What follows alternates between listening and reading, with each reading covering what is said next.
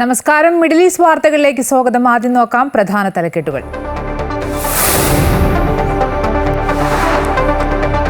കുവൈറ്റിൽ പുതിയ driving licence നിയമം നിലവിൽ വന്നു. പുതിയ നിയമം അനുസരിച്ച് വിദേശികളുടെ ഡ്രൈവിംഗ് ലൈസൻസ് കാലാവധി 5 വർഷമായി വർദ്ധിപ്പിച്ചു.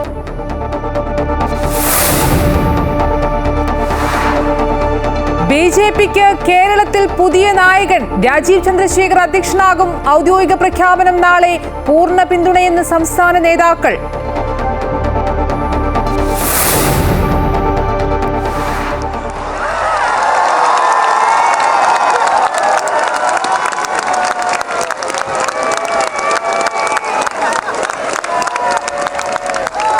ആഴ്ചത്തെ ചികിത്സയ്ക്ക് ശേഷം ഫ്രാൻസിസ് മാർപ്പാപ്പ ആശുപത്രി വിട്ടു. ഇനി 2 മാസത്തെ വിശ്രമം.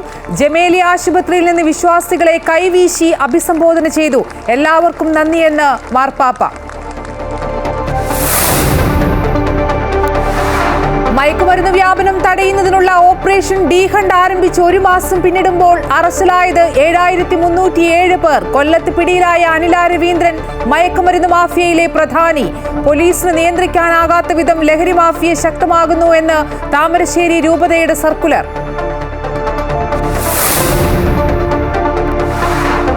കോഴിക്കോട് കാറിൽ നിന്ന് 40 ലക്ഷം രൂപ കവർന്നെന്ന കേസിൽ വഴിത്തിരിവ്. പണം മോഷണം പോയെന്ന പരാതി വ്യാജമെന്ന് പോലീസ്. ഭാര്യാപിതാവ് ഏൽപ്പിച്ച പണം ചെലവാക്കിയ ശേഷമുള്ള നാടകം.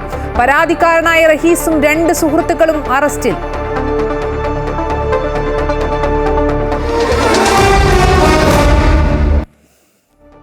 വിശദമായി നോക്കാം. കുവൈറ്റിൽ പുതിയ ഡ്രൈവിംഗ് ലൈസൻസ് നിയമം നിലവിൽ വന്നു. പുതിയ നിയമം അനുസരിച്ച് വിദേശികളുടെ ഡ്രൈവിംഗ് ലൈസൻസ് കാലാവധി 5 വർഷമായി വർദ്ധിപ്പിച്ചു. രാജ്യത്തെ ഗതാഗത നിയമവുമായി ബന്ധപ്പെട്ട് ആഭ്യന്തര മന്ത്രാലയം പുറപ്പെടുവിച്ച ചട്ടപ്രകാരമുള്ള വകുപ്പുകളിൽ മാറ്റം വരുത്തി കുവൈറ്റ് ഔദ്യോഗിക ഗസറ്റിൽ ഇവ പ്രസിദ്ധീകരിച്ചതോടെയാണ് പുതിയ നിയമം ഇന്ന് മുതൽ പ്രാബല്യത്തിൽ വന്നത്.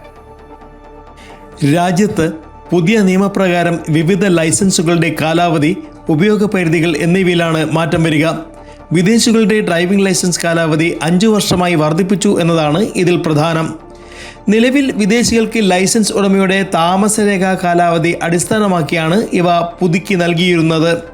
പുതിയ നിയമപ്രകാരം സ്വദേശികൾക്കും GCC പൗരന്മാർക്കും 15 വർഷത്തേക്കും, വിദൂനികൾ അഥവാ പൗരത്വരഹിതർക്ക് അവരുടെ തിരിച്ചറിയൽ കാർഡിൻ്റെ കാലാവധി അടിസ്ഥാനമാക്കിയും ആയിരിക്കും ഡ്രൈവിംഗ് ലൈസൻസ് പുതുക്കി നൽകുക. നിലവിലെ ഡ്രൈവിംഗ് ലൈസൻസ് കാലാവധി കഴിയുന്ന വേളയിൽ പുതിയ നിയമപ്രകാരം ലൈസൻസ് പുതുക്കി നൽകും. നിലവിലുള്ള തൊഴിൽ നിന്നും മറ്റൊരു തൊഴിലിലേക്ക് മാറുകയോ രാജ്യത്തെ താമസം റദ്ദാക്കുകയോ ചെയ്താൽ ഈ ലൈസൻസും റദ്ദാക്കപ്പെടും. Amrita news, Kuwait. റമദാൻ മാസത്തിലെ കാരുണ്യ പ്രവർത്തനങ്ങളുടെ ഭാഗമായി ദുബായിലെ general directorate of residency and foreigners affairs നന്മ ബസ് എന്ന പേരിലുള്ള പദ്ധതിയിലൂടെ ദിവസവും ആയിരക്കണക്കിന് തൊഴിലാളികൾക്കാണ് ഭക്ഷണം എത്തിക്കുന്നത്. ദുബായ് നഗരത്തിന്റെ വളർച്ചയിൽ നിർണായക പങ്കുവഹിക്കുന്ന തൊഴിലാളികളെ റമദാൻ മാസത്തിൽ ഒപ്പം ചേർത്ത് നിർത്തുക എന്നതാണ് ഈ പദ്ധതിയുടെ ലക്ഷ്യം. റമദാൻ മാസത്തിൽ എല്ലാ ദിവസവും വൈകിട്ട് ദുബായിലെ വിവിധ സ്ഥലങ്ങളിലേക്കുള്ള തൊഴിലാളികളുടെ താമസ ഇടങ്ങളിലേക്ക് ഭക്ഷണവുമായി എത്തുകയാണ് ബസ് ഓഫ് ഗുഡ്നസ്. ദുബായ് എമിറേറ്റിന്റെ തൊഴിൽക്കാരി സ്ഥിരം സമിതി ചെയർമാനും തക്ദീർ അവാർഡ് ചെയർമാനും ദുബായ് ഇമിഗ്രേഷന്റെ അസിസ്റ്റന്റ് ഡയറക്ടറുമായ major general Ubaid Muhair bin Suroor, work regulation director Omar Mattar Mazina, colonel Khalid Ismail അടക്കമുള്ള തൊഴിൽക്കാര്യ വകുപ്പ് കൈകാര്യം ചെയ്യുന്ന ഉന്നത മേധാവികളും കഴിഞ്ഞ ദിവസം ഇഫ്താർ ഭക്ഷണം വിതരണം ചെയ്യാനായി തൊഴിലാളി താമസ ഇടങ്ങളിലെത്തി. ദുബായ് നഗരത്തിന്റെ വളർച്ചയിൽ നിർണായക പങ്കുവഹിക്കുന്ന തൊഴിലാളികളെ റമദാൻ മാസത്തിൽ ഒപ്പം ചേർത്ത് നിർത്തുക എന്നതാണ് ഈ പദ്ധതിയുടെ പ്രധാന ലക്ഷ്യമെന്ന് major general Ubaid Muhair bin സുറൂർ പറഞ്ഞു. റമദാൻ മാസത്തിൽ 1.5 ലക്ഷം ഭക്ഷണപ്പൊതികൾ വിതരണം ചെയ്യാനാണ് പദ്ധതി ഇട്ടിരിക്കുന്നത്. ദിവസവും 5000 ഇഫ്താർ കിറ്റുകൾ Jebel Ali, Al Quoz, Dubai investment park, Muhaisnah തുടങ്ങിയ പ്രധാന തൊഴിലാളി കേന്ദ്രങ്ങളിൽ എത്തിക്കുന്നുണ്ട് എന്നും അദ്ദേഹം വിശദീകരിച്ചു. Mohammed bin Rashid Al Maktoum humanitarian and charity establishment, Dubai charity association എന്നിവരുമായി സഹകരിച്ചാണ് general directorate of residency and foreigners affairs ഈ പദ്ധതി നടപ്പിലാക്കുന്നത്. Amrita news, Dubai. കുവൈറ്റിൽ നിരവധി മണി എക്സ്ചേഞ്ച് സ്ഥാപനങ്ങൾ അടച്ചുപൂട്ടേണ്ടി വരുമെന്ന് റിപ്പോർട്ട്. ഏകദേശം 145ഓളം മണി എക്സ്ചേഞ്ച് സ്ഥാപനങ്ങൾ ഈ മാസം 31 മുമ്പായി അടച്ചുപൂട്ടേണ്ടി വരുമെന്ന് പ്രാദേശിക പത്രം റിപ്പോർട്ട് ചെയ്യുന്നു. വാണിജ്യ വ്യവസായ മന്ത്രാലയത്തിന്റെ മാർഗനിർദ്ദേശങ്ങൾ പാലിക്കാത്ത സ്ഥാപനങ്ങൾ അടച്ചുപൂട്ടുമെന്ന് സെൻട്രൽ ബാങ്ക് അധികൃതർ നേരത്തെ തന്നെ വ്യക്തമാക്കിയിരുന്നു. എന്നാൽ ഇതുവരെയായി ആകെ ഒരു സ്ഥാപനം മാത്രമേ ശരിയാക്കാനായി അപേക്ഷിച്ചിട്ടുള്ളൂ എന്നും അതും നിബന്ധനകൾ പൂർണ്ണമായി പാലിക്കാതെയാണ് ഈ സ്ഥാപനം അപേക്ഷ സമർപ്പിച്ചതെന്നും അധികൃതർ വ്യക്തമാക്കി. ഈ സാഹചര്യത്തിലാണ് രാജ്യത്ത് പ്രവർത്തിക്കുന്ന 145ഓളം മണി എക്സ്ചേഞ്ച് സ്ഥാപനങ്ങൾ അടച്ചുപൂട്ടൽ ഭീഷണി നേരിടുന്നത്.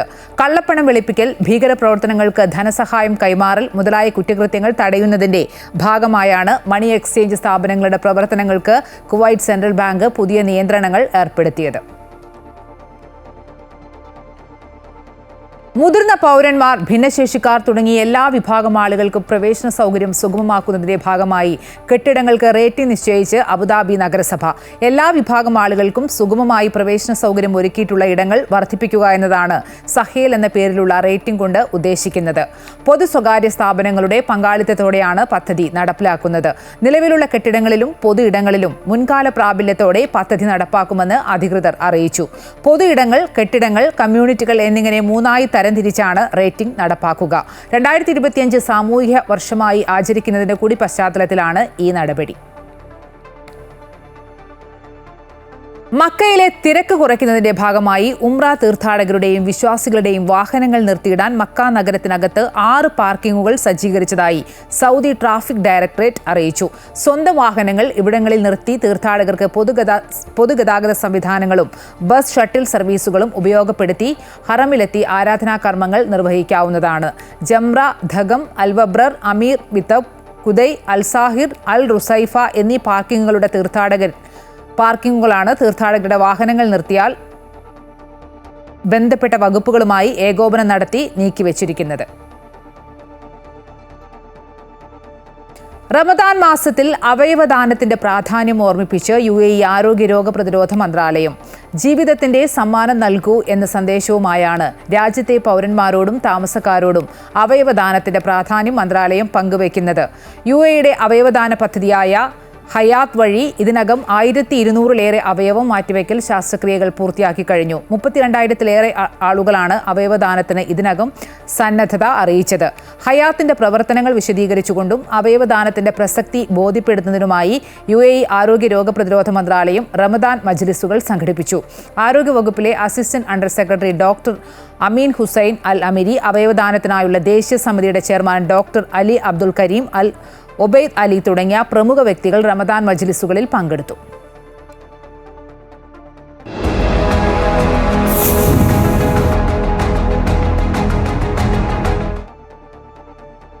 രാജീവ് ചന്ദ്രശേഖർ BJP സംസ്ഥാന അധ്യക്ഷനാകും. തിരുവനന്തപുരത്ത് ഇന്ന് ചേർന്ന കോർ കമ്മിറ്റി യോഗത്തിലാണ് അധ്യക്ഷ സ്ഥാനത്തേക്ക് രാജീവ് ചന്ദ്രശേഖറിന്റെ പേര് പ്രഖ്യാപിച്ചത്. ഗ്രൂപ്പുകൾക്ക് അതീതമായ ഒരു മുഖം സംസ്ഥാന അധ്യക്ഷ സ്ഥാനത്തേക്ക് എത്തുന്നു എന്നതാണ് രാജീവ് ചന്ദ്രശേഖറിനെ അധ്യക്ഷനാക്കുന്നതിലൂടെ കേന്ദ്ര നേതൃത്വം കണക്കാക്കുന്നത്. BJP സംസ്ഥാന അധ്യക്ഷനെ തെരഞ്ഞെടുക്കുന്നതിനായി ചേർന്ന കോർ കമ്മിറ്റിയിലാണ് രാജീവ് ചന്ദ്രശേഖറിനെ സംസ്ഥാന അധ്യക്ഷനായി തെരഞ്ഞെടുത്ത കേന്ദ്ര തീരുമാനം പാർട്ടി സംസ്ഥാനത്തിന്റെ ചുമതലയുള്ള പ്രഭാരി പ്രകാശ് ജാവ്ദേക്കറും സഹപ്രഭാരി അപരാജിത സാരംഗിയും അറിയിച്ചത്. കോർ കമ്മിറ്റി യോഗത്തിലേക്ക് രാജീവ് ചന്ദ്രശേഖറിനെയും RSS നേതാവ് ജയകുമാറിനെയും ക്ഷണിച്ചിരുന്നു. കോർ കമ്മിറ്റി യോഗത്തിന് മുന്നോടിയായി അപരാജിത സാരംഗി രാജീവ് ചന്ദ്രശേഖറുമായി ചർച്ച നടത്തി. പുതിയ അധ്യക്ഷനെ കേന്ദ്രം നിശ്ചയിച്ചിരിക്കുന്നത് രാജീവ് ചന്ദ്രശേഖറിനെ ആണെന്ന് അറിയിച്ചു. ഇക്കാര്യത്തിൽ RSS സംസ്ഥാന നേതൃത്വത്തിന്റെ അഭിപ്രായവും തേടിയ ശേഷമാണ് കോർ കമ്മിറ്റി യോഗത്തിൽ പ്രഭാരി പ്രകാശ് ജാവ്ദേക്കറും സഹപ്രഭാരിയും ചേർന്ന് രാജീവ് ചന്ദ്രശേഖറിന്റെ പേര് അറിയിച്ചത്. കോർ കമ്മിറ്റിയിൽ സമവായമുണ്ടാക്കിയ ശേഷമാണ് നാമനിർദ്ദേശ പത്രിക സമർപ്പിച്ചത്. പാർട്ടി സംസ്ഥാന കമ്മിറ്റി ഓഫീസിൽ സഹവരണാധികാരി നാരായണൻ നമ്പൂതിരിക്കാണ് നിയുക്ത അധ്യക്ഷൻ രാജീവ് ചന്ദ്രശേഖർ നാമനിർദ്ദേശ പത്രിക സമർപ്പിച്ചത്. കേന്ദ്ര സഹമന്ത്രിമാരായ സുരേഷ് ഗോപി, ജോർജ് കുര്യൻ, MT രമേശ്, ശോഭാ സുരേന്ദ്രൻ തുടങ്ങിയവർ പത്രികയെ പിന്താങ്ങി. അതേസമയം പത്രികാ സമർപ്പണത്തിൽ ശോഭാ സുരേന്ദ്രന്റെ അസാന്നിധ്യം ശ്രദ്ധേയമായി. സംസ്ഥാന അധ്യക്ഷന്റെ നോമിനേഷൻ സ്വീകരിക്കുന്ന ചടങ്ങാണ്. സംസ്ഥാന അധ്യക്ഷ സ്ഥാനത്തേക്ക് ബഹുമാന്യനായ രാജീവ് ചന്ദ്രശേഖറിനെ സപ്പോർട്ട് ചെയ്തു. സൂക്ഷ്മ പരിശോധനയ്ക്ക് ശേഷം പത്രിക അംഗീകരിച്ചു. നാളെ നടക്കുന്ന സംസ്ഥാന കൗൺസിൽ യോഗത്തിൽ തെരഞ്ഞെടുപ്പിന്റെ ചുമതലയുള്ള കേന്ദ്രമന്ത്രി പ്രഹ്ലാദ് ജോഷി പുതിയ അധ്യക്ഷനെ പ്രഖ്യാപിക്കും. രാജീവ് ചന്ദ്രശേഖർ BJP സംസ്ഥാന അധ്യക്ഷനാകുന്നതോടെ BJPക്ക് സംസ്ഥാനത്ത് ഒരു പുതിയ മുഖം വരികയാണ്. ഗ്രൂപ്പിനതീതമായ വികസനത്തിന്റെ രാഷ്ട്രീയ മുഖം.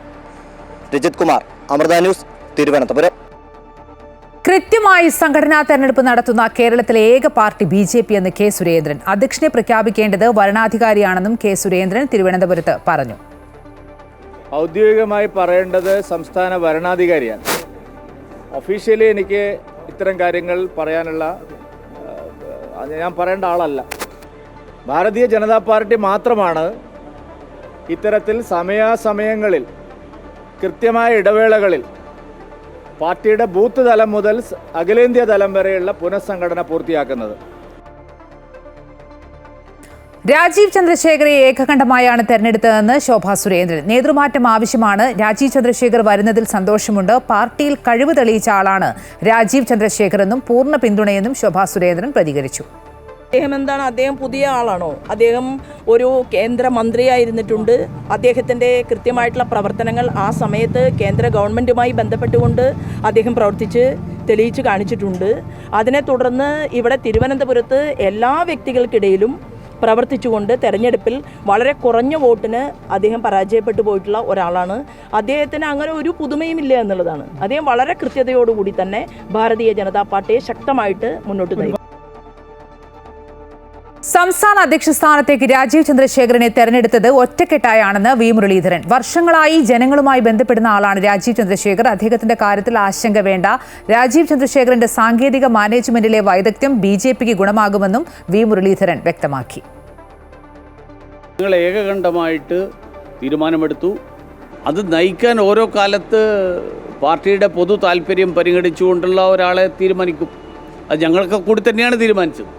ആ തീരുമാനം കേരളത്തിൻ്റെ സാഹചര്യത്തിൽ ഏറ്റവും ഉചിതമായിട്ടുള്ള തീരുമാനമാണ് എന്ന് ബോധ്യമായതുകൊണ്ടാണ് എടുത്തത്. അദ്ദേഹത്തിൻ്റെ സാങ്കേതിക മേഖലയിലെ വൈദഗ്ധ്യവും മാനേജ്മെൻറ്റ് മേഖലയിലുള്ള വൈദഗ്ധ്യവും, ആ വൈദഗ്ധ്യം ഒരുപക്ഷെ BJPക്ക് ഇതുവരെ ഇല്ലാതിരുന്ന ഒരു പുതിയൊരു മാനം. രാജീവ് ചന്ദ്രശേഖരന് പൂർണ്ണ പിന്തുണയെന്ന് കേന്ദ്ര സഹമന്ത്രി സുരേഷ് ഗോപി. പാർട്ടി സംസ്ഥാന അധ്യക്ഷനാക്കിയത് മികച്ച തീരുമാനമെന്നും കേരളത്തിൽ പാർട്ടിക്ക് ഈ തീരുമാനം ഉത്തേജനം നൽകുമെന്നും സുരേഷ് ഗോപി പറഞ്ഞു. രാജീവ് ചന്ദ്രശേഖർ കഴിഞ്ഞ കൗൺസിലിൽ അദ്ദേഹം ഉണ്ടായിരുന്ന സമയത്ത് അദ്ദേഹത്തിന്റെ കൂടെ ഉണ്ടായിരുന്ന ക്യാബിനറ്റ് മന്ത്രിമാരുണ്ട്, കൗൺസിലിൽ ഉണ്ടായിരുന്ന മന്ത്രിമാരുണ്ട്. ഇതെല്ലാം ഒരു വലിയ ഒരു വലയം അദ്ദേഹത്തെ പിന്തുണയ്ക്കാൻ ഉണ്ടാവും. അതാണ് ഞങ്ങൾ ഒരുപക്ഷെ ഞാൻ കാറ്റലിസ്റ്റ് എന്ന് പറയുന്നതിന് കാരണം തന്നെ അതാണ്. ഒരു ദേശീയ നേതാവിനെ കളത്തിലിറക്കി സംസ്ഥാനത്ത് പാർട്ടിയുടെ അമരത്തിരുത്തുക എന്ന തന്ത്രമാണ് രാജീവ് ചന്ദ്രശേഖറിലൂടെ BJP പുറത്തെടുക്കുന്നത്.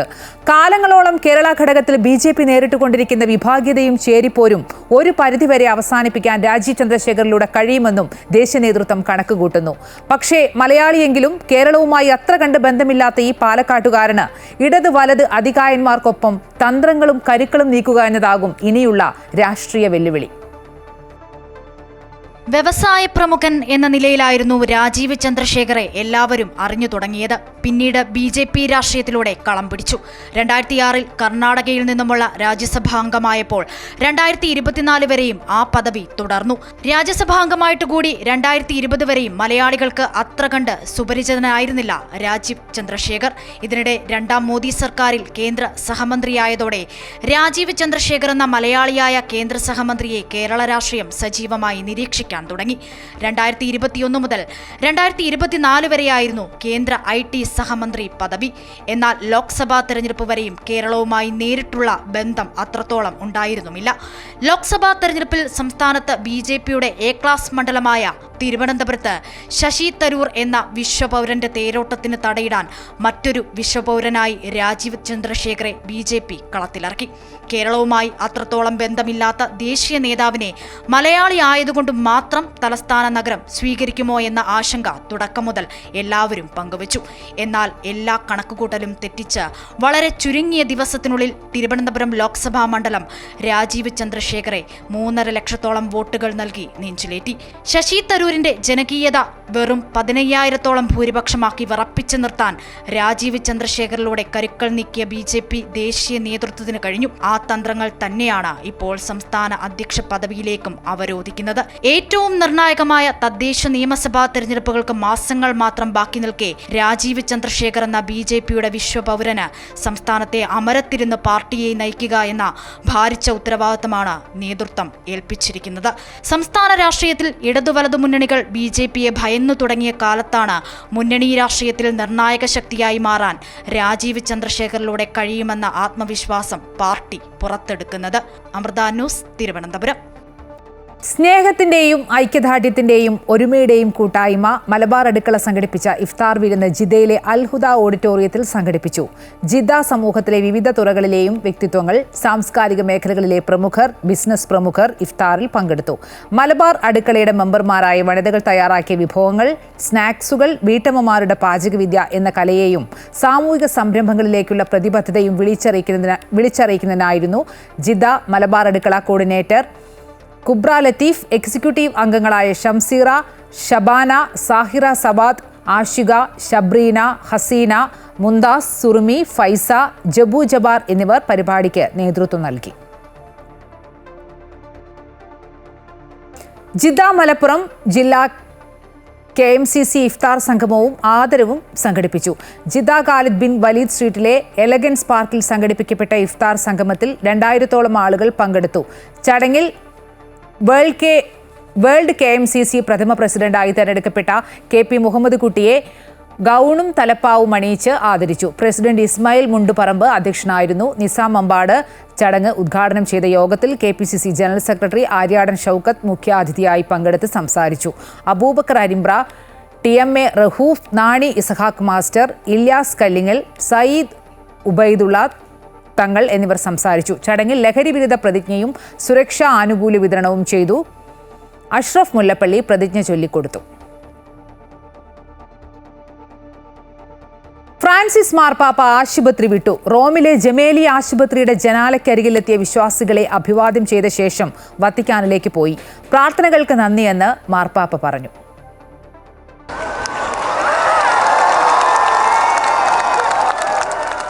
ശ്വാസകോശ അണുബാധയെ തുടർന്ന് ഫെബ്രുവരി 14 റോമിലെ ജമല്ലി ആശുപത്രിയിൽ പ്രവേശിപ്പിച്ചതിനു ശേഷം ആദ്യമായാണ് മാർപ്പാപ്പ ജനങ്ങൾക്ക് മുന്നിലെത്തിയത്. കൈകൾ വീശി വിശ്വാസികളെ അഭിവാദ്യം ചെയ്ത പാപ്പ തനിക്കായി നൽകിയ പ്രാർത്ഥനകൾക്ക് നന്ദി പറഞ്ഞു.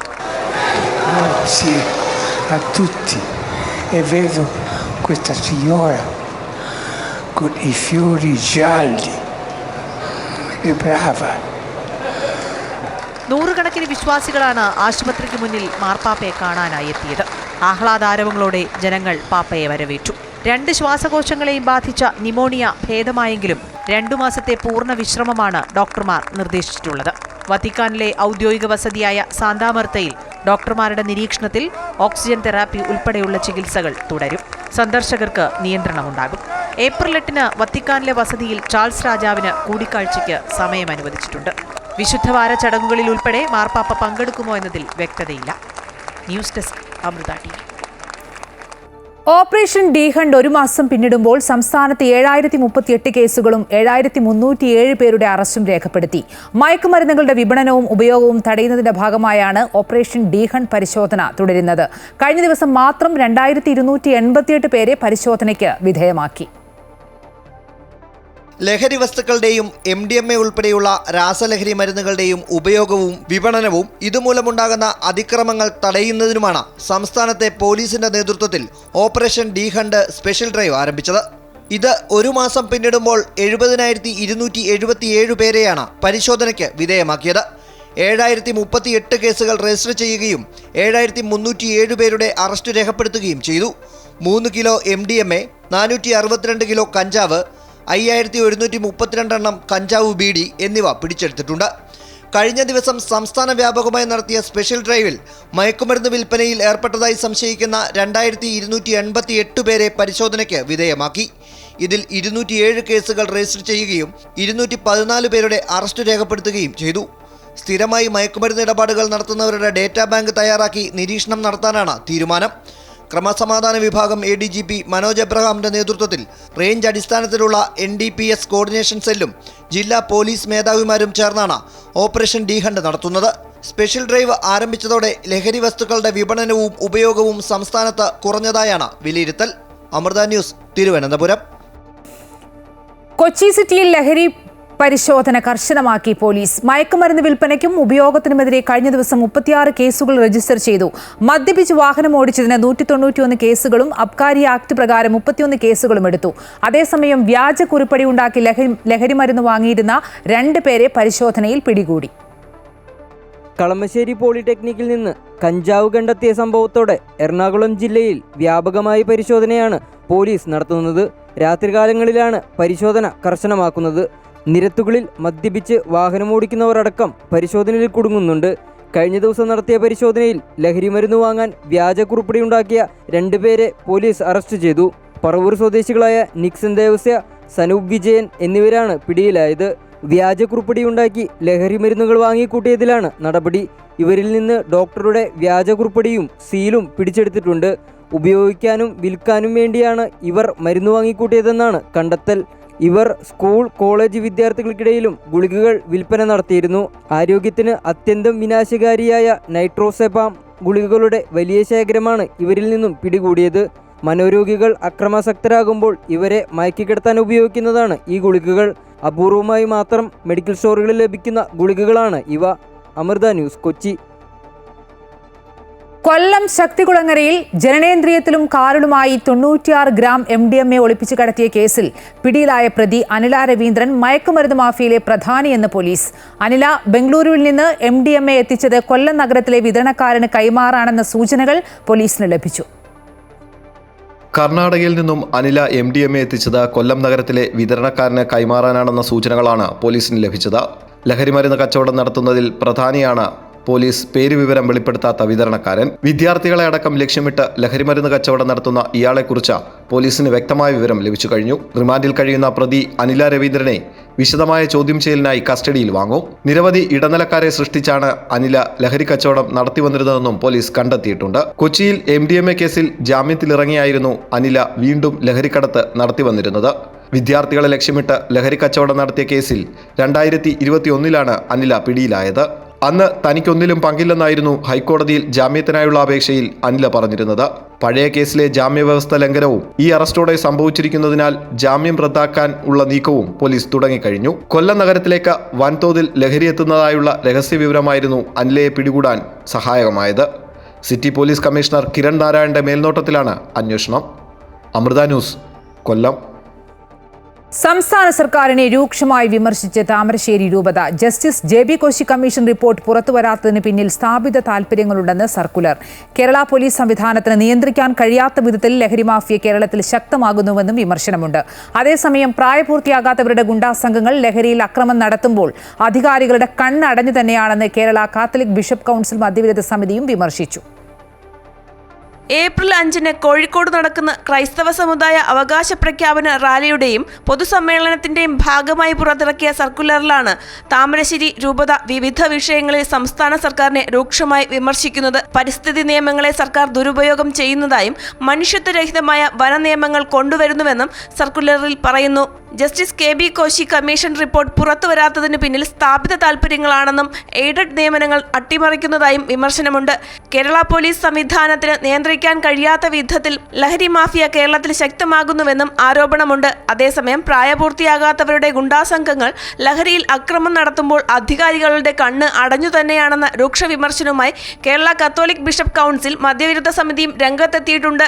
മദ്യലഹരി വിരുദ്ധ ദിനത്തോടനുബന്ധിച്ച് പള്ളികളിൽ വായിക്കാനായി പുറത്തിറക്കിയ സർക്കുലറിലാണ് വിമർശനം. ലഹരിക്കെതിരായ സർക്കാർ പദ്ധതികൾ പലതും ഫലം കാണുന്നില്ലെന്നും സർക്കുലറിൽ പറയുന്നു. അമൃത ന്യൂസ്, കോഴിക്കോട്. കോഴിക്കോട് പൂവാട്ടുപറമ്പിലെ സ്വകാര്യ ആശുപത്രിയുടെ പാർക്കിംഗ് ഏരിയയിൽ നിർത്തിയിട്ട കാറിൽ നിന്ന് 40 ലക്ഷം രൂപ കവർന്ന സംഭവത്തിൽ വഴിത്തിരിവ്. കവർച്ച പരാതിക്കാരൻ തയ്യാറാക്കിയ നാടകമാണെന്നും റഹീസിന്റെ ഭാര്യ പിതാവ് മറ്റൊരു വ്യക്തിയെ ഏൽപ്പിക്കാൻ റഹീസിന് കൈമാറിയ തുകയാണ് തട്ടിയെടുത്തതെന്നും അന്വേഷണ സംഘം പറഞ്ഞു. സംഭവത്തിൽ പരാതിക്കാരൻ ആനക്കുഴിക്കര സ്വദേശി റഹീസ് ഉൾപ്പെടെ 3 പേരെ അറസ്റ്റ് ചെയ്തു. കഴിഞ്ഞ ബുധനാഴ്ചയാണ് സ്വകാര്യ ആശുപത്രിയുടെ പാർക്കിംഗ് ഏരിയയിൽ നിർത്തിയിട്ട കാറിന്റെ ഗ്ലാസ് പൊട്ടിച്ച് ഡിക്കിയിൽ ചാക്കിൽ സൂക്ഷിച്ച 40 ലക്ഷം രൂപ 2 അംഗ സംഘം കവർന്നത്. മോഷണത്തിന്റെ CCTV ദൃശ്യങ്ങളും പുറത്തു വന്നിരുന്നു. എന്നാൽ പണം നഷ്ടപ്പെട്ട റഹീസ് സംഭവം കഴിഞ്ഞ് 1 ദിവസത്തിന് ശേഷമാണ് പോലീസിൽ പരാതി നൽകിയത്. എന്നാൽ എല്ലാം റഹീസ് ആസൂത്രണം ചെയ്ത നാടകമായിരുന്നുവെന്നും കാറിൽ പണം ഉണ്ടായിരുന്നില്ലെന്നും medical college ACP A Umesh പറഞ്ഞു. വാഹനത്തിൽ വന്ന് മോഷണം നടത്തിയ പ്രതികളെ കണ്ടെത്താൻ സാധിച്ചു. ആ പ്രതികളെ ചോദ്യം ചെയ്തപ്പോൾ ഇത് നല്ലൊരു നാടകമായിരുന്നു, ഈ ഭാഗത്ത് നടക്കുന്ന വെടിപ്പ് പോലത്തെ ഒരു കേസാണെന്നുള്ള കാര്യം മനസ്സിലാവുകയാണ്. റഹീസിന്റെ ഭാര്യ പിതാവ് മറ്റൊരു വ്യക്തിയെ ഏൽപ്പിക്കാൻ റഹീസിന് കൈമാറിയ തുകയാണ് തട്ടിയെടുത്തത്. ഒടുവിൽ പണം നൽകാൻ സാധിക്കാതെ വന്നതോടെയാണ് റഹീസ് സുഹൃത്തുക്കൾക്കൊപ്പം ചേർന്ന് കവർച്ച നാടകം കളിച്ചത്. ഇത് പ്രതിഫലമായി സുഹൃത്തുക്കളായ സാജിദ്, ജംഷീർ എന്നിവർക്ക് 90,000 രൂപയും നൽകി. അതേസമയം പണത്തിന്റെ ഉറവിടത്തെക്കുറിച്ചും പോലീസ് അന്വേഷിക്കുന്നുണ്ട്. അമൃത ന്യൂസ്, കോഴിക്കോട്.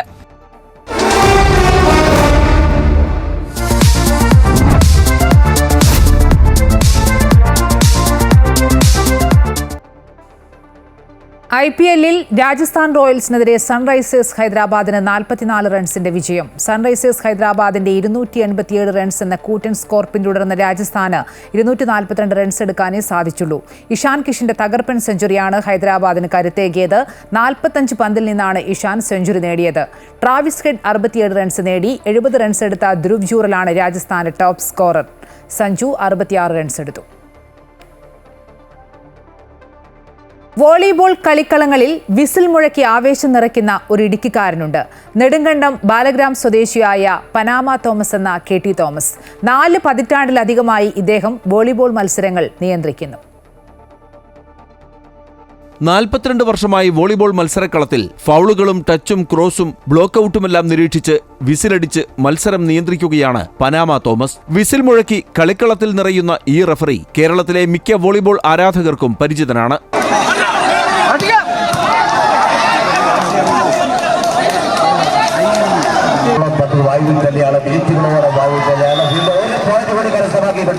ചെറുപ്പത്തിൽ താമസിച്ചിരുന്ന കുഞ്ചിത്തണ്ണി എല്ലക്കല്ലിലെ പള്ളി മൈതാനത്തു നിന്നും തട്ടിത്തുടങ്ങിയതാണ് വോളിബോൾ. ഈ 68-ാം വയസ്സിലും തോമസിന്റെ വോളിബോൾ ആവേശത്തിന് തെല്ലും കുറവില്ല. ജീപ്പ് ഡ്രൈവറായി ജോലി നോക്കിയിരുന്ന കാലത്ത് നിരവധി ടൂർണമെന്റുകളിൽ പങ്കെടുത്തിരുന്നു. 1983-ലാണ് റഫറി ടെസ്റ്റ് പാസായി കേരള വോളിബോൾ അസോസിയേഷൻ റഫറിയായി സേവനം തുടങ്ങുന്നത്. ഇപ്പോൾ നാഷണൽ റഫറി പാനലിൽ അംഗമാണ്. നിലവിൽ ഇപ്പോൾ ഒരു 8-9,000 പിള്ളേരെ ഈ സമയം കൊണ്ട് ഇത്രയും വർഷം കൊണ്ട് പഠിപ്പിച്ചിട്ടുണ്ട്. അതിന് പുറമെ റഫറിംഗ് എന്ന് പറയുന്നത് കേരളത്തിൻ്റെ എല്ലാ സ്ഥലങ്ങളിലും പോയി റഫർ ചെയ്യുകയും ഇതുവരെ മറ്റ് കോംപ്ലിക്കേറ്റഡുള്ള വിഷയങ്ങളൊന്നുമില്ലാതെ നല്ല രീതിയിൽ ദൈവം സഹായിച്ച് ചെയ്യാനുള്ളൊരു അവസരം എനിക്കുണ്ടായിട്ടുണ്ട്. ചില സ്വകാര്യ സ്കൂളുകളിൽ പരിശീലനം നൽകുന്നതിനൊപ്പം അവധിക്കാലത്ത് കുട്ടികൾക്കായി കോച്ചിംഗ് ക്യാമ്പുകളും നടത്തുന്നുണ്ട്. ഓട്ടോറിക്ഷ ഡ്രൈവർ കൂടിയാണ് Panama Thomas. MC Boban, Amrita News, Idukki. ഇതോടെ മിഡിൽ ഈസ്റ്റ് വാർത്തകൾ പൂർണ്ണമാകുന്നു. കൂടുതൽ വാർത്തകൾക്കും വിശദാംശങ്ങൾക്കും അമൃത ന്യൂസ് യൂട്യൂബ് സന്ദർശിക്കുക.